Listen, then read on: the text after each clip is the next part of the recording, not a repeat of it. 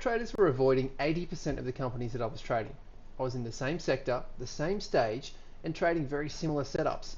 But they could see something that I couldn't. I was buying companies that looked identical to theirs, but mine failed and theirs turned into profits.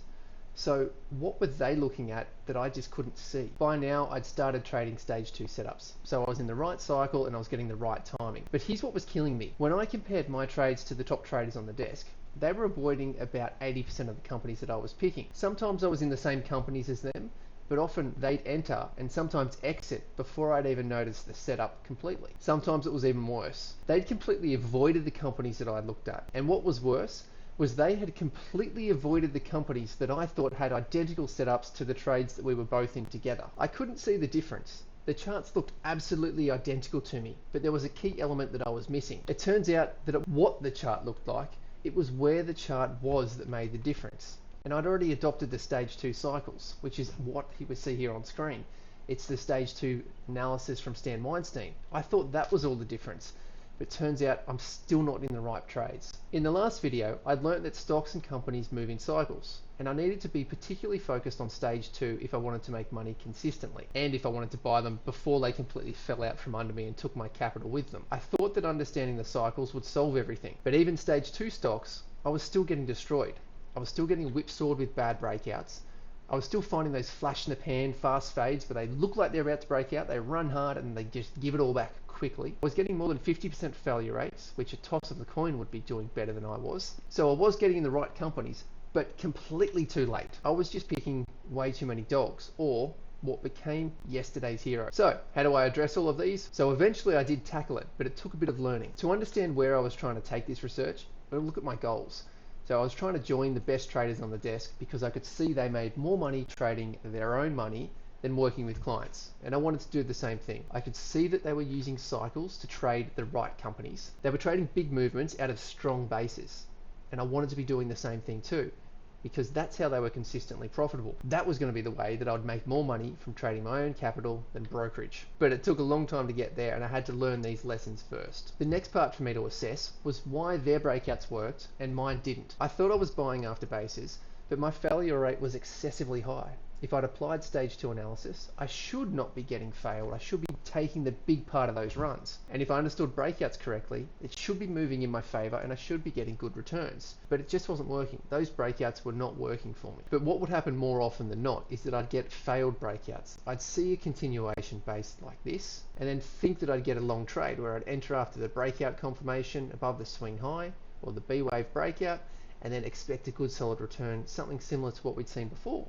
Because that's what leaders do. They break out, consolidate, and break out and run. I'd have a stop loss, and more often than not, I'd get triggered. These are the flash in the pan movements that just kept burning my capital and churning me through brokerage. These were the companies that the top traders didn't take and that I was making mistakes and incorrectly picking. The hard part is to understand why. So then how do I identify these good breakouts, which is where the best traders had been trading, the same companies, and then I'm looking, seeing they're trading those companies, and I enter with these bad breakouts where I get whipsawed out. I get hit with my stop loss incredibly early. Or I'm then trading up in this congestion here. Okay, that's the stage I don't want to be trading, but still I'm just buying too late. And too often I'm buying these companies here. So what's the key difference? So clearly it comes down to my selection of the companies. I'm trying to find the best leaders. Now, yes, today we've got the top 10 that we report every week and the top 30 every Thursday that members get access to. That's the list that you see up top. I've solved that problem now. But for beginning traders, the question is really, how do you get through that threshold? How do you improve that? Because I'm rarely getting, at this stage that we're talking about, I'm rarely getting the same companies as good traders. I can see their day books, the companies they're trading and mine, but I'm just not in those companies. And then when I am, I think that those companies are what's called in play. There's good volatility, good momentum, like what we have on these top 10 lists on the left-hand side, but I'm getting into them too late. Then the ones that I think I'm catching a good base and I'm getting in early, the top traders are completely avoiding them. They don't want to trade those. So occasionally I get those small winners, I'm getting larger pullbacks, and I'm just picking the wrong companies time after time, doing my head in. And it's getting quite demoralizing because I think I'm doing the right thing and I study the books and it feels like I'm applying all the principles in the books that I've studied. Clearly I'm not. And the hard part with trading is that you know that there's a problem, but you don't necessarily know how to solve it. So as I'm pushing through that harder, and what's happening is I'm just plagued with worse trades, poor selection, and the good breakouts are less than half the time. Toss of a coin would be doing better than I am. This is where I learn the next step. So this great man here over on the left, Jesse Livermore, one of the best traders of all time, phenomenal books written about him, strongly recommend them. But this lesson that he taught me in his books was a 100-year-old lesson. A trader on the desk, a very good trader, put me onto his books and said, you really need to read these and understand them. Read the principles and understand how he made and lost.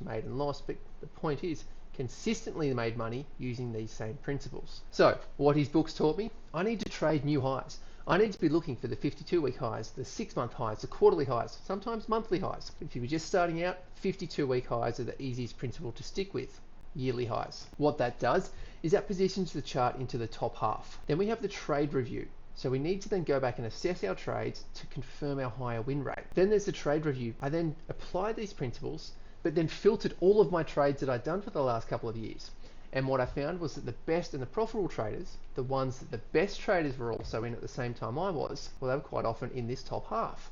They were near those 52-week highs. This taught me that trading in that top half gave me considerably better probabilities. Jesse Livermore taught me this from trading over 100 years before I was. This gave me the top right trading identity, and something that I adopted and still have today. I need to be trading companies in that top right corner. What do we mean by all of this? We're going to have a look. So when we look through these three checks, these three aspects that we need to understand for top right trading, it helps to understand what we're actually looking for. Understanding why we're looking for these helps us identify the needle in the haystack and helps imprint in our charting eye that we're going to learn and imprint into the back of our brain to improve our charting long term. So we all know where's Wally. In order to find him, you need to know what you're looking for, and this is a perfect example of it. So let's apply that to trading principles. So the first thing to understand is perspective. Is it in a bullish or a bearish chart? That's just a split-second analysis. We should be able to look at a chart within an instant and understand whether it's going up or down. So we need to be able to see the forest from the trees. Let's have a look at some examples. Now, straight away looking at these charts, we should get a gut reaction as to whether it's positive or negative. If you're new to trading, this might not happen instantly, and that's what the charting IG helps us build that resilience, build that understanding, build that intuitive nature. The top left one here, well, that one's going up, so that's bullish. We want to be trading that. Ideally, it's on our short list. This one's going down, well, it's not so great, and we'll wait for another indicator before we look at that on our list. For now, not worth our time. This one's pointing up, similar phase, going exceptionally well. That's on our short list. This one here is rolled over, not doing well, and massive amounts of bearish or red volume, heavy pressure, heavy selling, not good, avoid. This one here is less obvious. It's churned sideways, but had some significant volume to the downside, avoid. Top right trading right here. This is what we're talking about, where the chart is in the very top right hand side of the chart. Bottom left, top right, this is a prime candidate. And for those of you who are astute investors and know these charts, the top four are actually the same company in the last 12-24 month period. What we should be able to tell from the charts is across the room, we need to understand whether it's near a 12, a 6, or a 3, maybe even a 1 month high. Very obvious to see these 12-month highs that we're within a couple of % of them, and occasionally we want the 3 months. So here we're almost at a 6-month high, but it's the behavior that it has after it falls out and breaks a swing low that changes us and says, no, we're not there yet. So that's the across the room test. It's split-second instinct. Is this a good chart or not? The second test combines two axioms from trading that are well-known phrases. If you're buying in the bottom half, it's like crabs in a bucket. They're all just going to keep pulling you back down. And that's when you've got the overhead volume that Gary Glover and I always talk about on the Fridays. If there's too much overhead pressure, it's hard for the company to get up. There are too many sellers wanting to be there. That lesson comes from Jesse Livermore from 100 years ago. That's why he would always trade at the new breakouts. Here we've got a breakout highlighted. Now at the time, if we were to scroll this chart to the left, we're going to see that it's near the 52-week highs. That's a very good positive component. But what we're learning on this chart is the top half. What do we mean by the top half? On the right-hand side, we've got the price. The highest 52-week high is about $10. The low, about $4. So the range is $6. Cut that in half, there's 3. So $4 plus half of that range is 3. Gets us to 7, where we have this dotted line. Imagine it's just an A4 piece of paper and you fold it in half. Everything on the top half tells us we're trading in the top half of the chart. Once it deviates and comes back down below 7, that's a straight out avoid. It's a pretty easy test. Top half, bottom half. What happens when a company is trading below the 50-day moving average? It's like the weather conditions we see here for sailing on the left. It's not impossible to trade. It's not impossible to make money, but it's a lot harder, and you've got headwinds, difficult conditions. So it's harder to make a profit. The probabilities are against us, particularly if you're trading on the long side. We have less explosive or sustained rallies, which means the probability of getting a good, solid return is much less in poorer markets or bad weather conditions. On the right-hand side, We've got the sun shining and great weather conditions for sailing. It looks like we're in the tropics. Over the 50-day moving average is a similar concept. Whether it's for the indices or the individual companies, when the two of them work in concert, it gets even better. So trading over the 50-day moving average, they're much easier conditions to make money, particularly for momentum traders. There's a greater chance of success. Finding any random company on the market to go up is a stronger chance when this is what the indices are doing. And this is where monster stocks live and thrive, the market leaders. The best companies of any market cycle, mostly above their 50-day moving average so much of the time. And an extra insight that we've learned in our studies since, when we're trading above the 50-day moving average, we're more than twice as likely to find a company that's going to be up 10% in the next month. That's an easy win, and we definitely want those tailwinds filling up our sails and pushing us to the direction we want for profitable trading. So let's have a look at that probability booster in action. We're looking at Drone Shield here, and we're going to have a look at when it trades above and below the 50-day moving average. So we're looking at the 50-day moving average is a summary of about the last quarter's price action, roughly. What we can see here is the 50-day moving average. We've got this green line here.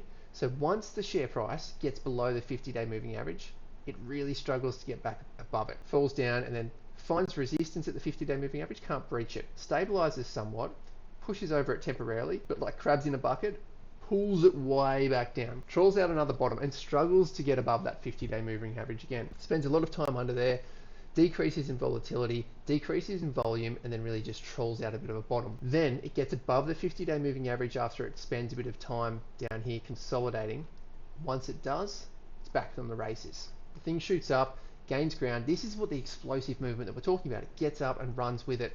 The probability of success is suddenly in its favor. Then when it does have a throwback, it meets some sort of resistance, bad weather conditions, whatever it might be. It comes back, pulls back, gives up some of its gains, about 50% of its range to get technical here. But the key point is that it finds support on the 50-day moving average. This becomes a bit of a safety net for it. The share price then bounces off it, has that explosive movement again, and keeps on roaring. This becomes a very solid trade and a huge momentum success. The 50-day moving average is the bellwether for most momentum traders. The next aspect that we understand from trading this top half of the chart is a price ceiling. So when there's a struggle between bulls and bears, what happens when one side wins? We've seen in the basing patterns when they sort of tug of war loses energy, and then it gives it the ability to shoot back up. How can we tell when one side has extinguished their selling pressure? And the expression used in the axiom for trading is it's like a basketball underwater. Once you let go, it shoots up. So let's find some examples. Here we have an example of Liontown Resources. What we're looking at here is a price consolidation. And we're going to use some examples of institutional buying and selling to understand how it can draw a chart and create that ceiling that can hold back a price and stop it from advancing or pushing out. But once that pressure is removed, it then shoots up like we've seen Liontown Resources do here. So what do we mean by institutional selling? Well, I remember when we'd have large orders, whether it's internal management or an institutional order to sell, it can take you weeks or months to sell down for a liquid company like this on the ASX. So what we'd have to do is really just slowly add that order into the market. Sometimes at the early part of the order, we have a lot to sell and a lot of pressure to try and get just some part of it sold. Will be more than 30% of the volume in a day, which means we have a massive impact on the price. That's where you're going to see these big drop downs here. Unfortunately, when we're matched with other sellers and they can see that we're eager to sell, they'll jump ahead of us and then push the price down. As we have such a large order, quite often we do what was called drawing the chart, where we'd ease off the pressure, not to have too much selling down in these lower levels. One, because it's going to kill the average price that we sell for, but it then means that we're competing against ourselves and creating a snowball effect to push the price lower.